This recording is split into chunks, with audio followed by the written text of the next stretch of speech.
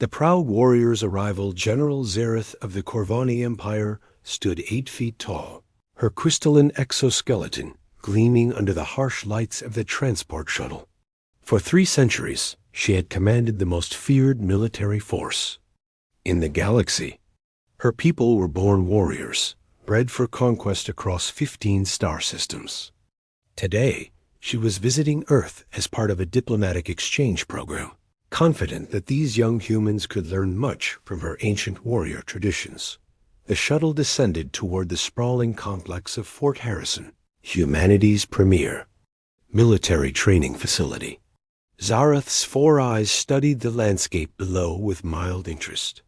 These humans had only discovered faster-than-light travel 50 years ago, making them mere infants in galactic terms. What military wisdom could a species so young possibly possess? Captain Marcus Reed, the base commander, greeted her at the landing pad. The human barely reached her chest, his soft pink skin seemingly vulnerable without natural armor.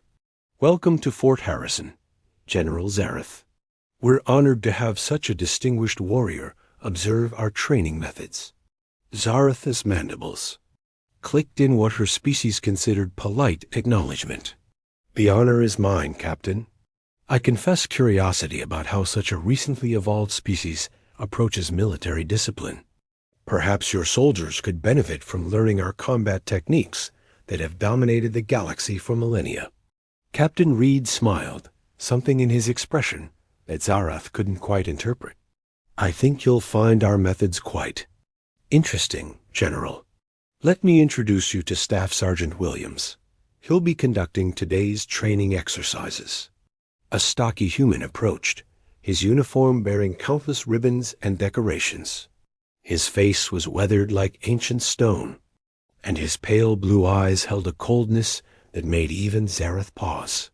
When he spoke, his voice carried the authority of someone who had stared death in the face and laughed. "Ma'am, I'm Staff Sergeant Williams. Been training warriors for 23 years. Heard you wanted to see how we make soldiers out of civilians." His gaze swept over the alien general with professional assessment. "Hope you're ready to see what real military training looks like." Zareth's confidence wavered slightly. Something about this small human's presence felt dangerous in ways she couldn't define. She had faced down charging battle beasts on hostile worlds, led armies through cosmic storms, and single-handedly conquered planets. Yet this human drill sergeant radiated an intensity that set her warrior instincts on high alert. "I have trained warriors across 15 worlds," she replied, her voice carrying a slight tremor she hoped the humans couldn't detect. "I am prepared for whatever demonstration you have planned." Staff Sergeant Williams grinned, revealing teeth that somehow looked predatory, despite belonging to an omnivorous species. "Outstanding. Let's start with basic training. Recruits fall in." The human method 50 young humans, most barely past adolescence by galactic standards, rushed into formation with speed that surprised Zareth. She had expected the sluggish response typical of most species' raw recruits. Instead, these humans moved with purpose and precision that spoke of deep-rooted discipline. "Listen up, maggots," Williams bellowed, his voice carrying across the training ground like thunder. "Today we have a distinguished visitor. General Zareth here thinks she knows something about making warriors. Let's show her what human military excellence looks like." The recruits stood at perfect attention, their young faces set with determination that reminded Zareth uncomfortably of seasoned veterans. She noticed several bore-fresh scars, evidence of recent combat training that would have been considered excessive by most galactic military standards. Williams began putting the recruits through exercises that made the alien general's stomach churn. They crawled through mud beneath razor wire, carrying full combat loads while explosions detonated around them. When one recruit hesitated at a particularly dangerous obstacle, Williams appeared beside him instantly. "What's wrong, Rodriguez? Scared of a little noise?" The sergeant's voice could have cracked armor plating. In real combat, The enemy won't wait for you to work up courage. Move, move, move. The young human's face went pale, but he threw himself forward without another moment's hesitation. Zarath watched in growing horror as these barely adult humans pushed themselves through training that would challenge her own elite soldiers. What disturbed her most was their casual acceptance of conditions that should have broken their spirits. Your training seems quite intense, she commented to Captain Red, who observed beside her with calm satisfaction. This is actually one of our lighter days, Reed replied conversationally. Williams is taking it easy because we have a guest. Normally, they'd be training with live ammunition. Zarath's 4 eyes widened. Live ammunition? For recruits? Pain is the best teacher, Williams called out, apparently having overheard. A soldier who's been shot before won't freeze up when it happens in combat. Jackson, your form is sloppy. Drop and give me 50. The recruit immediately hit the ground and began performing push-ups while his comrades continued their obstacle course. Zarath noticed he didn't argue, didn't complain, simply accepted the punishment and drove himself harder. We have a saying. Reed continued, train hard, fight easy. These recruits will face horrors in combat that would break unprepared minds. We expose them to controlled versions of those horrors here, where we can guide them through the experience. The alien general watched a female recruit help a struggling comrade over a wall despite her own exhaustion. The bonds forming between these humans reminded her of pack hunters, but with something deeper, something that spoke of species level. Survival instincts honed by countless conflicts. In the Corvani Empire, Zarath said slowly, we believe warriors are born, not made. We select the strongest, the most naturally aggressive, and enhance their existing abilities. Williams laughed, a harsh sound like grinding metal. That's your first mistake, General. Humans aren't born warriors. We're born survivors. Every human alive today descended from ancestors who survived ice ages, plagues, wars, and disasters that would have ended most species. We don't just train warriors. We awaken the killer that evolution put inside every human being. The awakening horror, the next phase of training, moved to the combat simulation facility. Zarath followed Williams and Reed into a massive chamber designed to replicate real battlefield conditions. The technology impressed her. Holographic enemies, realistic terrain, even simulated weather patterns. But what happened next shattered her understanding of military training entirely. Scenario 7, Williams announced. Urban warfare, civilian population present, enemy forces using human shields. Rules of engagement. Minimize civilian casualties. Eliminate all hostile targets. Complete mission objectives within 30 minutes. BEGI. The recruits moved into the simulated city with fluid coordination that defied their youth and inexperience. Zarath watched through observation windows as they navigated narrow streets, cleared buildings, and engaged holographic enemies with precision. It made her primary hearts skip beats. What horrified her most was their decision-making process. When faced with impossible choices, save civilians or complete the mission, rescue wounded comrades, or maintain tactical advantage, these young humans consistently chose the harder path. They accepted greater risk to themselves to protect others, even simulated others. This is their first month of training? She asked, her voice barely above a whisper. 3rd week, actually, Reed corrected. They're progressing ahead of schedule. Williams has a gift for bringing out their potential. One recruit, a young woman named Taylor, had become separated from her squad. Surrounded by enemy holograms, she should have called for extraction. Instead, she used her grenades to create a diversion, drew enemy fire away from her teammates, and fought her way to an objective alone. She completed her mission segment even as simulated wounds accumulated on her body. Outstanding work, Taylor. Williams's voice boomed across the facility. That's how a human fights. When the odds are impossible, we don't surrender, we make. The enemy regret meeting us. Zareth's legs trembled as the full implication hit her. These weren't just soldiers being trained. These were predators being unleashed. Every human in that simulation had demonstrated tactical thinking, selfless courage, and lethal efficiency that surpassed many of her own veteran officers. Your species, she said slowly. They enjoy this violence? Williams turned to face her, his expression serious for the first time. Enjoy?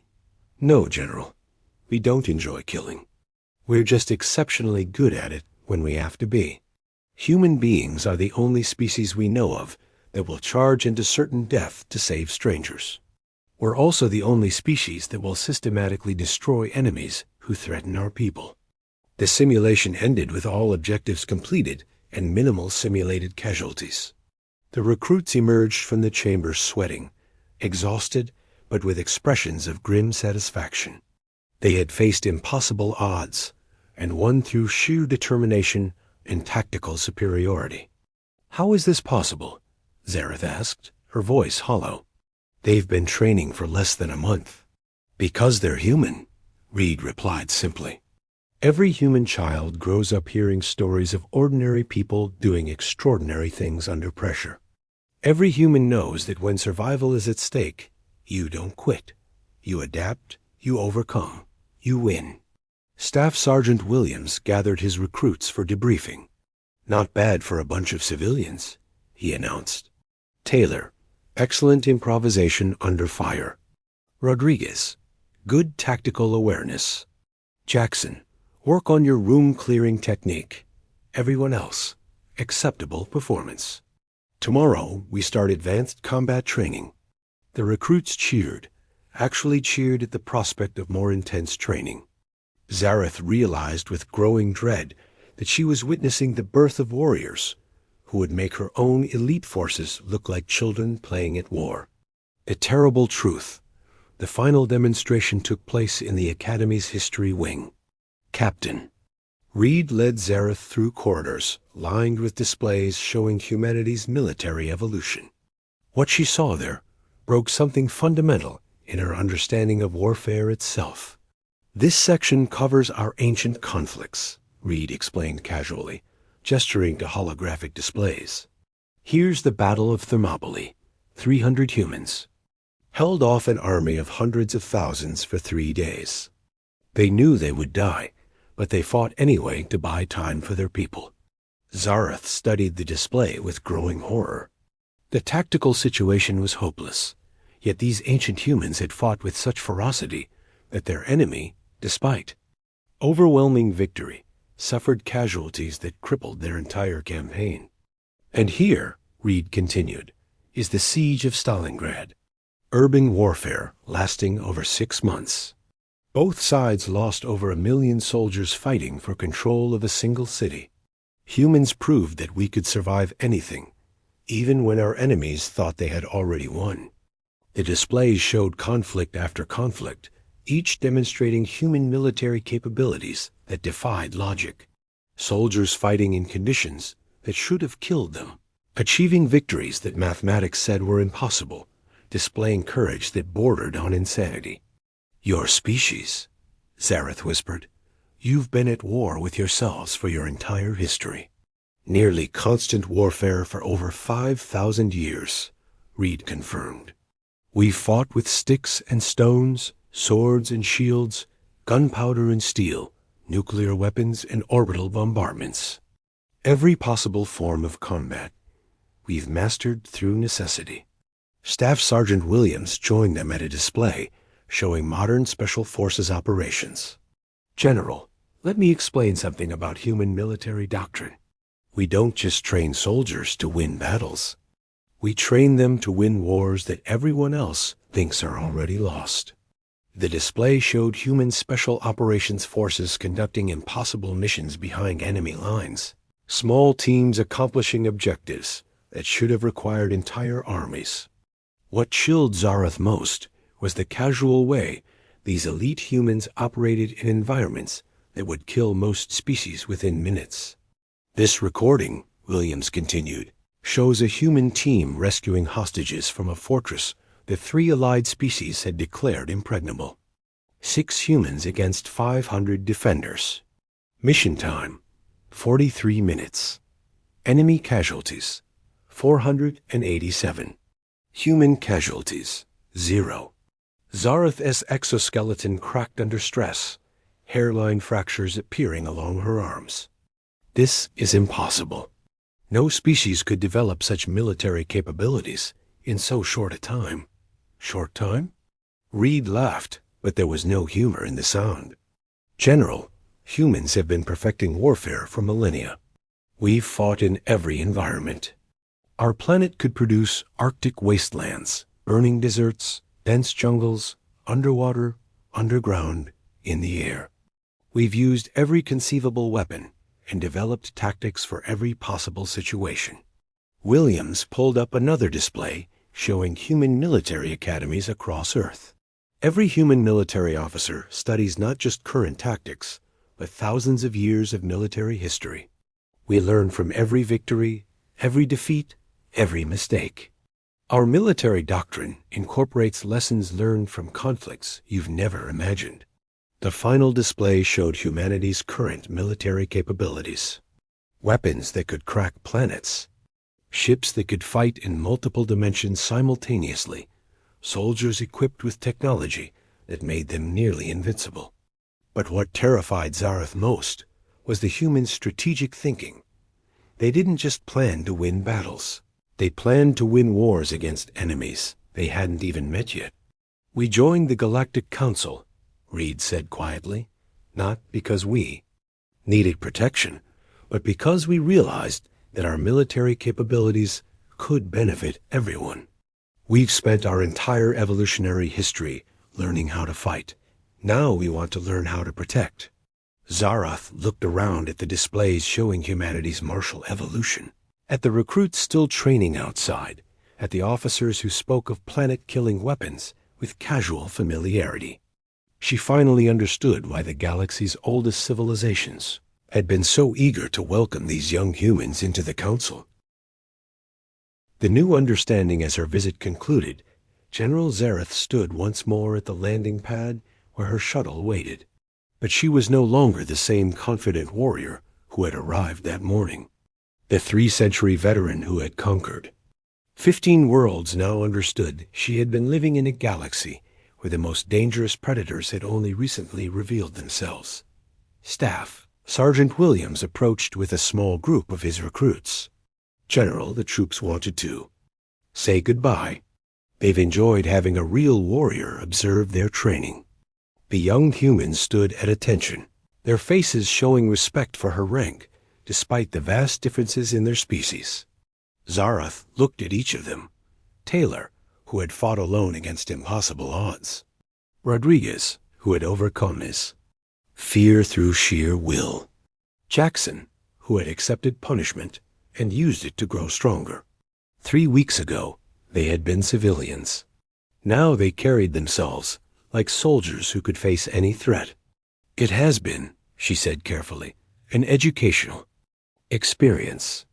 Captain Reed joined them, extending his hand in the human gesture of farewell. I hope this visit has been beneficial for both our species, General. Perhaps we can arrange for some of our officers to observe Corvani training methods in return. The offer was polite, diplomatic, but Zareth heard the underlying message. These humans were being courteous, but they didn't need to learn from other species anymore. They had already surpassed everyone else in the galaxy at the art of warfare. Captain Reed, she said slowly, may I ask a personal question? Your species has capabilities that should have taken millions of years to develop. You've achieved in centuries what most civilizations never achieve at all. How? Reed's expression grew thoughtful. Because we had to, General. Earth is a dangerous world that doesn't forgive weakness. Our evolution was driven by constant challenges, predators, natural disasters, climate changes, and eventually each other. Every generation of humans faced threats that killed the weak and strengthened the survivors. Williams nodded grimly. Every human alive today carries the genetic legacy of ancestors who survived impossible odds. We don't just train warriors.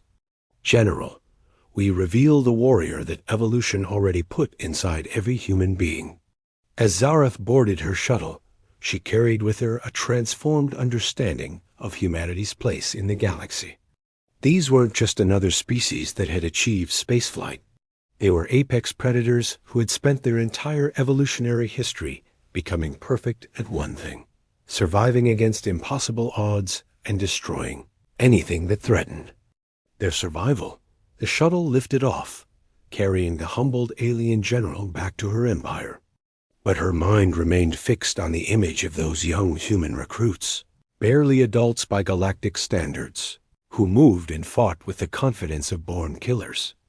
She would return to the Corvani Empire with a new message for her people. Humanity hadn't joined the Galactic Council as supplicants seeking protection.